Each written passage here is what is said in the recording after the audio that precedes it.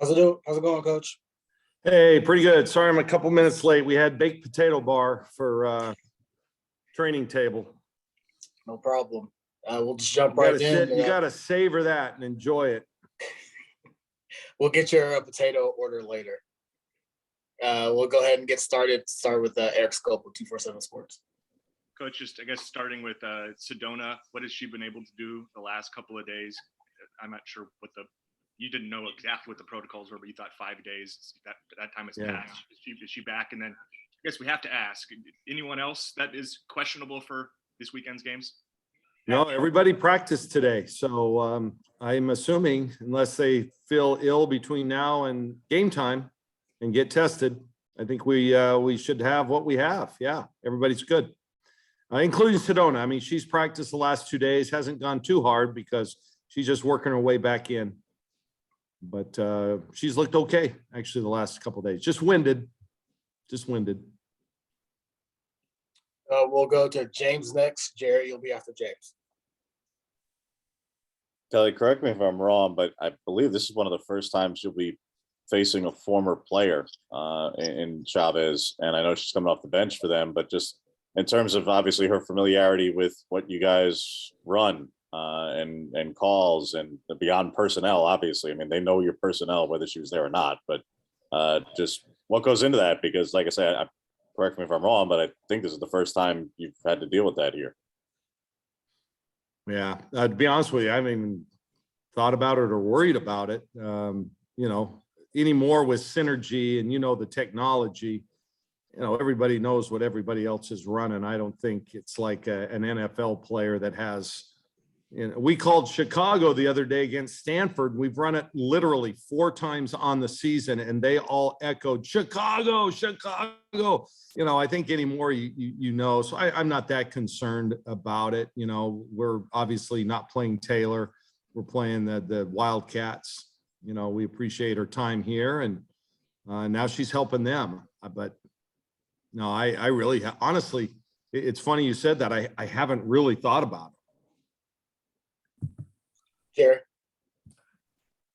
Yeah, Coach. How do you deal with the balance on Naira Sabali and being aggressive and yet kind of heart stopped a little bit when she dives on a pile for a loose ball? Do you talk about that at all? I mean, can you? No, you just got to give it 100%. You don't want to. I think when you're not going 100% and you're trying to be cautious, I think that's when you get hurt. I think everybody talks about that, like in football, especially when you start thinking about it, that's when I think it happens. It's almost a self-fulfilling prophecy. So I think you just continue to go as hard as you can and let the chips fall where they may. But We'll go next to Zachary Neal. Anton, you'll be next. Coach, I don't want to get too far ahead of myself. I don't know how much we'll talk to you before Monday, but when you have a game against UConn and such a storied program coming to town, how exciting is that for the players and how up do you guys get for a game like that? Well, I think anytime you play a nationally recognized, program, regardless, you get up for it, right? I mean, the honest truth is we really haven't even talked about UConn. I've watched them play and my staff, we're working on that scout, but really our only focus has been on Arizona. I know that sounds like a line, but it's the truth. The Arizona game's more important because that's a conference opponent. They're still a top 10 team.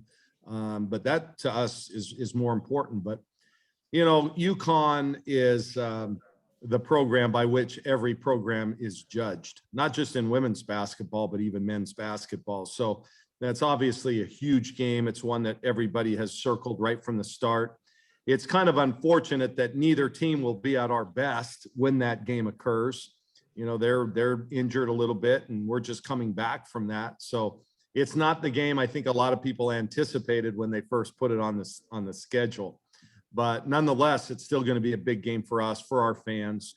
But honestly, right now, we're just focused on Arizona.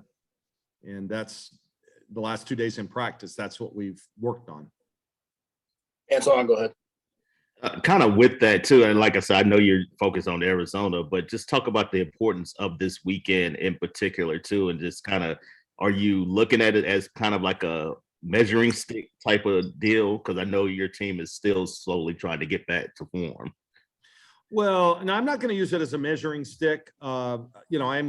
We have talked about what a great opportunity. I think we have a chance to put ourselves back in the national discussion. I think people have forgotten about us a little bit, and, rightfully so. We haven't played particularly well.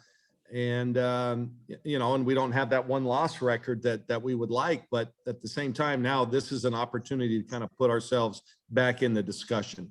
So will I be disappointed if we lose? Yes. Will I be, like everything's lost? No, because I'm still looking big picture. We're just seeing this as a great opportunity to beat two very, very good teams. Two Final Four teams from the past. Will be our third and fourth games against last year's Final Four opponents. Eric, did you put your hand back up? Usually good at that kind of history. Does that happen very often? That a team will play the four Final Four teams from the previous year? Come on, JC, you know that stuff. Oh, I leave that to the sports information directors. That's their job. All right, I'll get Darren on it. Go ahead, Eric. Yeah, Coach, I just wanted to ask you, so much of Arizona last year, I think, was all about Ari McDonald. That was the perception, at least. But I guess the longevity they've shown this season, being one of the, I know they lost recently, but one of the last undefeateds. And it is a group that has some continuity from last year's team. Just what impresses you the most about what they've done? Their defense. I mean, they live with their defense. I mean, they put pressure on you. They get turnovers. They're just a tough, resilient group. And I'm glad that you brought that up. I think people forget that they had other really good players. It wasn't all about Ari. I mean, she was, the driving force, but Sam Thomas is a hell of a player. Kate Reese, a hell of a player. Bendu, she's a huge part of that team. Shayna Pellington, Puello, those are all players that contributed to that Final Four team that they had. So, and they're older. I mean, I think this is Reese's fourth year. I think Sam Thomas is on year 6. I don't know. Chavez is now, she's a veteran. Puello's been there 3 or 4 years. So, this is a group that they know how to win. So it's not a surprise to me. But it's defense. That's what they get it done with. We'll go back to Jerry. Aiden, you'll be next. Yeah, Coach, speaking of defense, general X and O's question, you use box and one very often. What do you think about that strategy? Like somebody like Hull against Stanford, you ever find that effective or not? Yeah, I think when you start to junk it up like that, you're telling your kids, hey, we can't beat them straight up. But it has a place if you work on it. I mean, we haven't really worked on it. We have some things built into our defense that will take the ball out of their scorers' hands. But not, yeah, we haven't really run that. The last time we kind of employed a defense like that was against Mississippi State. We kind of went a triangle and 2, and they struggled to figure that out. But that was a unique circumstance with Tierra, with McCowan inside, and then a player that couldn't really shoot. And so we got creative that night. But that's really the last time. Aiden, you're up. Alexa, you'll be next. Hey, Coach, you've had to deal with a lot of injuries and COVID protocols this season. How do you feel like your team has been good in filling those roles that have been missing by those players? I mean, we've seen Sydney really step up on the scoring column. So what are your thoughts on that?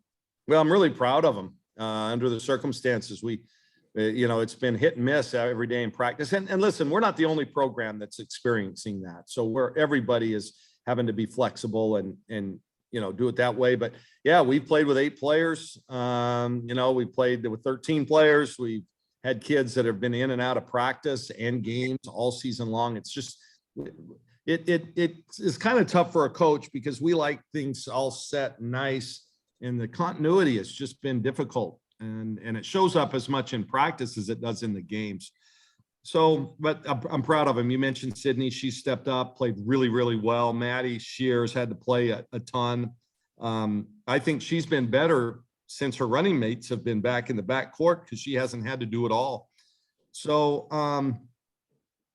just a lot of them deserve a ton of credit. Elise Hurst, she was starting and playing a lot. She actually led us in minutes, and we've now put her back on the bench in not a starting role. And she's coming off and doing a great job. Her attitude's been awesome.